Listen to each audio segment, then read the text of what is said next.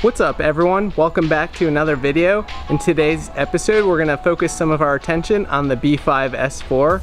As I mentioned in the car check episode, this car has been neglected a little bit, so today we're going to get everything up to spec. We're going to change out a ton of the fluids, including the oil, front diff, and transmission, cabin filter, and if we have time we're also going to try to figure out where that boost leak is coming from.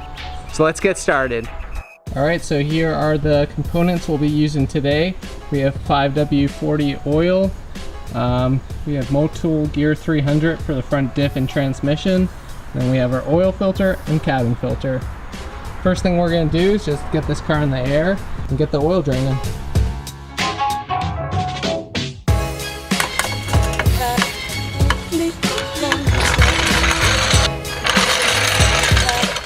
Next we'll remove this 14 mil ECS magnetic drain plug. Yours might be different if you still have the OEM one. And we'll get our drain pan ready and fully remove the bolt.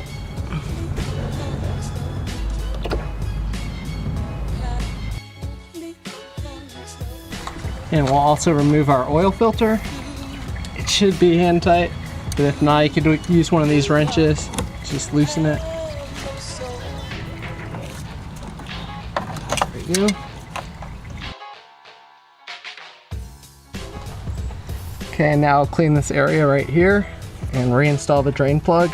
There's still a little bit coming out, but nothing too crazy. So I'm just gonna get this back in here and then tighten it back down. You don't want to go crazy on the torque here. I'm going with the MAN W930/21. It's pretty much OEM grade, recommended German stuff. And before I put it on, I'm going to take some fresh engine oil and just lubricate this seal right here. You always want to do this with new oil filters. But before I put this on, I'm going to clean the area where this is going to screw into.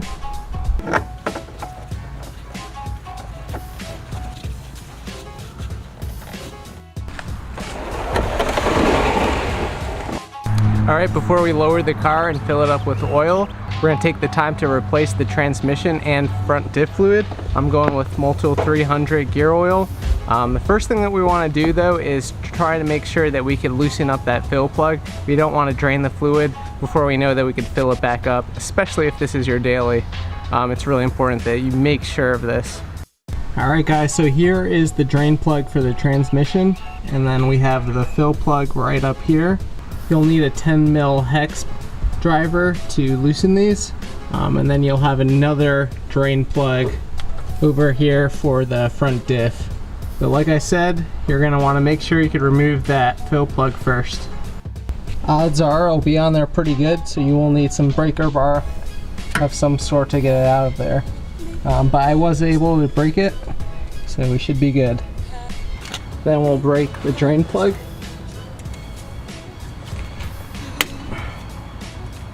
And now we'll place a drain pan underneath the plug. Alright, after it's pretty much done draining, we're going to put this back in. And this will get torqued to 30 foot-pounds.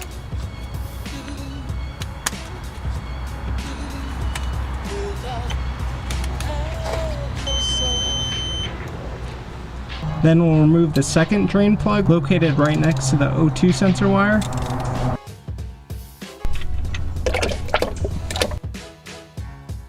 Then we'll screw it back in and torque it at 30 foot-pounds.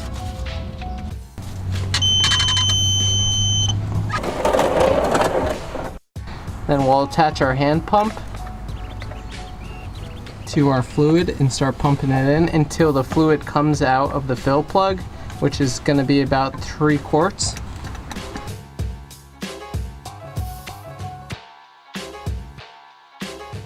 Then we'll reinstall the fill plug and torque it to 30 foot-pounds. While I was down here, I also tried to investigate where that boost leak was coming from. As you can tell, there's a lot going on down here. We have the side mount, there's another one on that side. And then we also have the turbo inlet pipe right here, really tight. But I actually think that this is the source of the leak. Sometimes these pop off the turbo inlet, especially with the O-ring when it fails to seal. And right now I could kind of move that with my hand. So I'm thinking that that popped off the turbo inlet, which is basically causing air to leak out of that junction point. Unfortunately, I don't think I could fix that. I'm just working on the ground like so. I'll probably need a lift so I could raise the motor up. But at least I know where it is, so that's a positive thing. All right, now we'll get the car back on the ground so that we could top it off with some oil.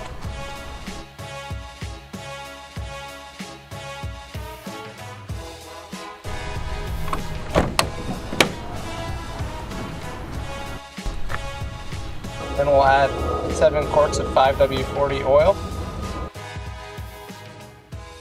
All right, now I'm gonna start the car, let it run for a minute or so, and then make sure there's no leaks and check the oil level.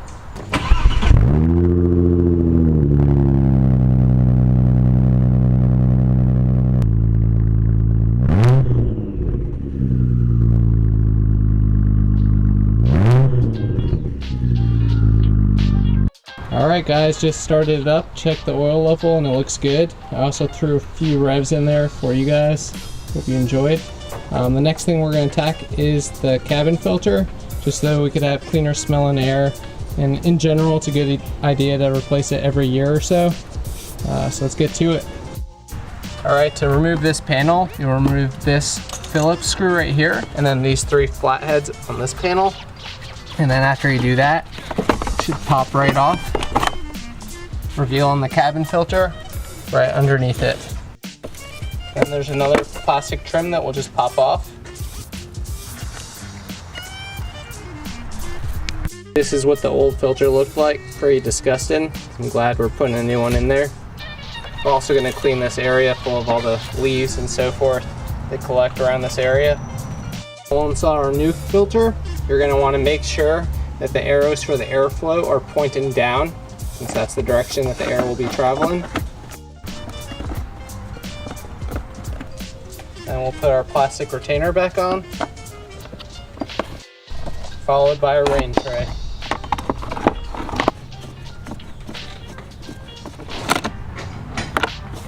Alright guys, with the filter out of the way, I think we could give this thing a much needed wash.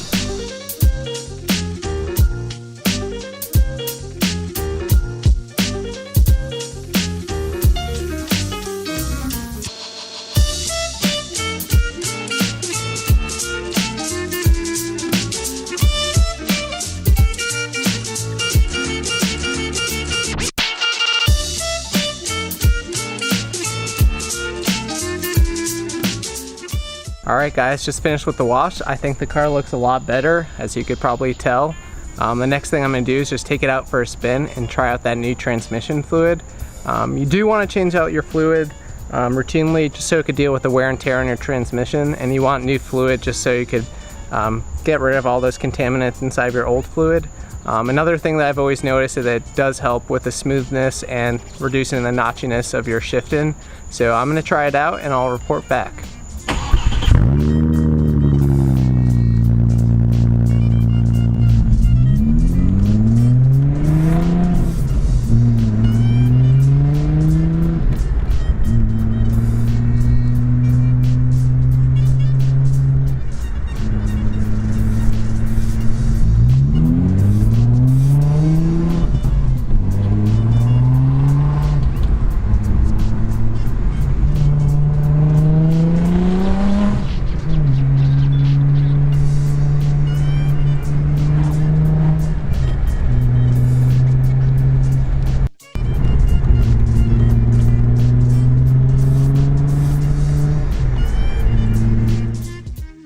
Alright, well I'm back from the drive, and all I have to say is the new transmission fluid feels great. The shifts are precise and very, very smooth. Plus we have the peace of mind knowing that we have brand new fluid and we'll handle that wear and tear on the transmission a lot better than that old nasty fluid. In terms of the rest of the car, there are definitely items that I'd like to address. One of those is getting matching wheels and tires. and I'm happy to report that I have 4 brand new tires ready to go so that we could get all 4 works back on this car.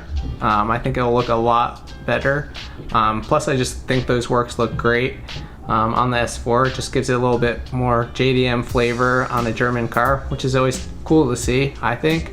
And then also we're just going to continue to work on small items, you know, clean up the interior, put a new radio. If you guys noticed, it was missing one since we're in the middle of installing a new one. And lastly, we have to address that boost leak. Unfortunately, that turbo inlet leak is kind of hard to get to, especially if you don't have a lift. So I'll probably have to use someone else's or bring it to the shop, just because, you know, raising the motor and getting access to that turbo inlet is just going to be a huge pain. But I'll keep you guys updated on that. Hopefully you guys enjoyed this video. I'll catch you in the next one. Peace out.